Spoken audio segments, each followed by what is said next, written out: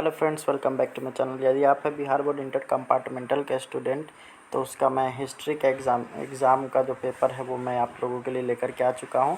यहीं से आप लोग का सारा क्वेश्चन आने वाला है। तो चलिए स्टार्ट करेंगे हम लोग वीडियो और देखना शुरू करेंगे प्रश्न और उसके उत्तर। यहाँ पे सबसे पहला क्वेश्चन है, रामानंद के शिष्य कौन थे? तो रैदास, कबीर, धन्ना एवं पीपा सभी थे। ठीक है।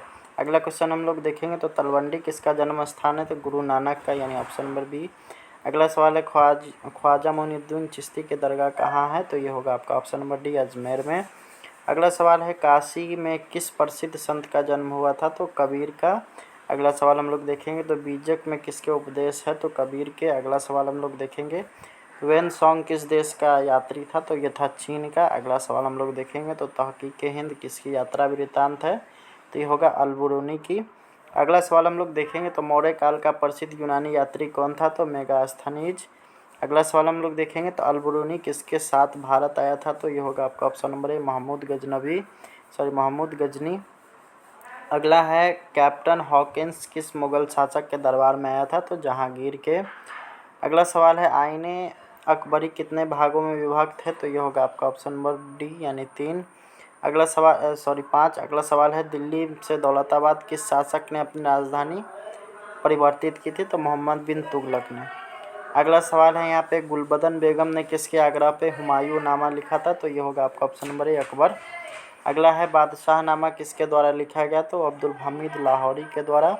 अगला सवाल है, फतेहपुर सीकरी को राजधानी किसने बनाया था? तो अकबर ने। अगला सवाल हम लोग देखेंगे तो यहाँ पे है आप लोग का, अकबर ने किस सन में दीन-ए इलाही चलाया था? तो इसका हो जाएगा आपका 1582 ईस्वी में। अगला सवाल है, अकबर का संरक्षक कौन था? तो बैरम खां। अगला सवाल हम लोग देखेंगे तो भारत में मुगल वंश का संस्थापक कौन था? तो बाबर। अगला सवाल है हम लोग का, भारत का अंतिम मुगल सम्राट कौन था? तो बहादुर शाह जफर। अगला सवाल हम लोग देखेंगे तो अगला सवाल है, अकबर के समकालीन इतिहासकार कौन थे? तो बदायूनी। अगला सवाल हम लोग देखेंगे तो दक्कन दंगा आयोग कब गठन किया गया था? तो 1875 में। अगला सवाल है, कार्नवालिस कोड कब हुआ था? तो ये हो जाएगा आपका 1793। अगला सवाल है, दामिनी कोह क्या है? तो ये एक भूभाग है। अगला सवाल हम लोग देखेंगे तो यहाँ पे है आपका, मालवारी भू राजस्व व्यवस्था किसके द्वारा लागू की गई थी? तो लॉर्ड डलहौजी के द्वारा। अगला सवाल है, संथाल विद्रोह का नेता कौन था? तो सिंधु कान्हू। अगला सवाल है हम लोग का, फ्रांसिस बुकानन कौन था? तो ये होगा सर्वेक्षक। अगला सवाल है हम लोग का, ईस्ट इंडिया कंपनी की स्थापना कब हुई थी? तो 1600 ईस्वी में। 1600 ईस्वी में। अगला सवाल हम लोग देखेंगे तो अगला सवाल है, लक्ष्मीबाई के गोद लिया गया पुत्र का क्या नाम था? तो दामोदर राव। अगला सवाल है यहाँ पे, जगदीशपुर में 1857 के विद्रोह का नेतृत्व किसने किया था? तो वीर कुंवर सिंह ने। अगला सवाल है यहाँ पे, 1857 के विद्रोह के समय इंग्लैंड का प्रधानमंत्री कौन था? तो पामस्टन। अगला सवाल हम लोग देखेंगे तो निम्न में से कौन हड़प्पा सभ्यता का नगर नहीं है? तो ये होगा आपका ऑप्शन नंबर सी। अगला सवाल हम लोग देखेंगे तो अगला सवाल हम लोग का है, विलियम जोन्स ने एशियाटिक सोसाइटी की स्थापना कब की थी? तो ये हो जाएगा आपका ऑप्शन नंबर ए, 1784। अगला सवाल है, दयाराम साहनी ने हड़प्पा सभ्यता की खोज किस वक्त की थी, किस वर्ष की थी? तो 1922 ईस्वी में। अगला सवाल हम लोग देखेंगे तो अगला सवाल हम लोग का है, धौलावीरा किस राज्य में है? तो ये हो जाएगा आपका ऑप्शन नंबर सी, गुजरात राज्य में। अगला है, मोहनजोदड़ो किस भाषा का शब्द है? तो ये हो जाएगा आपका ऑप्शन नंबर डी, सिंधी भाषा का।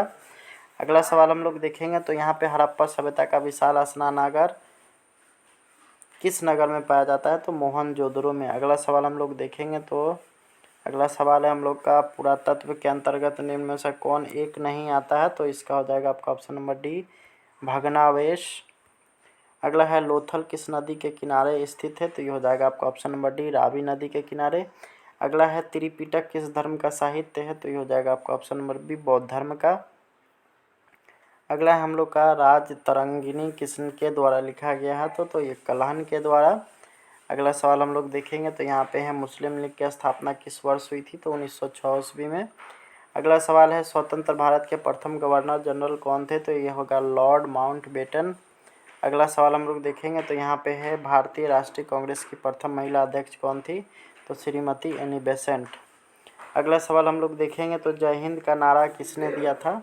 तो इसका हो जाएगा आपका option number D, Subhash Chandra Bose ने।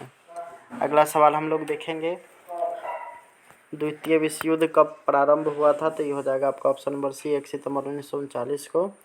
अगला सवाल है पाकिस्तान एक स्वतंत्र राष्ट्र के रूप में कब अस्तित्व में आया था? तो ये हो जाएगा आपका ऑप्शन नंबर सी 14 अगस्त 1947 को। अगला है भारतीय संविधान के प्रारूप समिति के अध्यक्ष कौन थे? तो ये हो जाएगा आपका option number B doctor Rajendra Prasad. अगला है भारत कब गणतंत्र हुआ था? तो 26 जनवरी 1950 को। अगला सवाल हम लोग देखेंगे तो यहाँ पे है आपका स्वतंत्र भारत के प्रथम गृह मंत्री कौन थे? तो सरदार वल्लभ भाई पटेल। अगला सवाल हम लोग देखेंगे पाकिस्तान का पहला प्रधानमंत्री कौन था? तो इसका हो जाएगा मोहम्मद अली जिन्ना। अगला सवाल हम लोग देखेंगे तो यहाँ पे है बहादुर शाह जफर को को देश निकाल कर कहाँ भेजा गया था? तो ये हो जाएगा आपका ऑप्शन नंबर सी रंगून में। अगला है 1857 के विद्रोह के समय भारत के गवर्नर जनरल कौन था? लॉर्ड कैंगनिन। इसका हो जाएगा यानी ऑप्शन नंबर सी।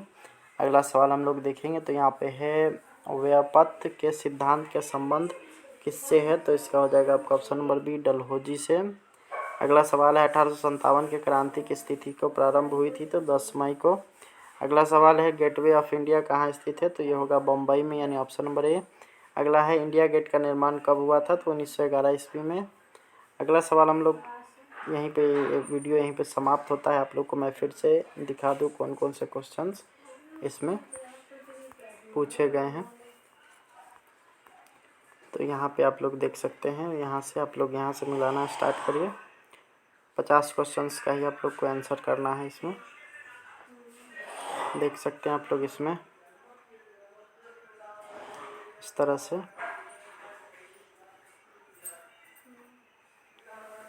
आप लोग को इस तरह से देख लेना है इसमें, और इसको सिंपली यहाँ पे नोट कर लेना है और वहाँ एग्जामिनेशन में जाकर के इसको लिख लेना है। आप लोग देख सकते हैं,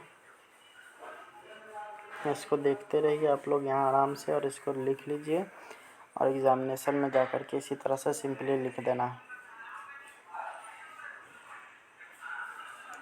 यहाँ पे आप लोग देख सकते हैं, मैं एक एक करके सारा सवाल आप लोग के सामने रख रहा हूँ।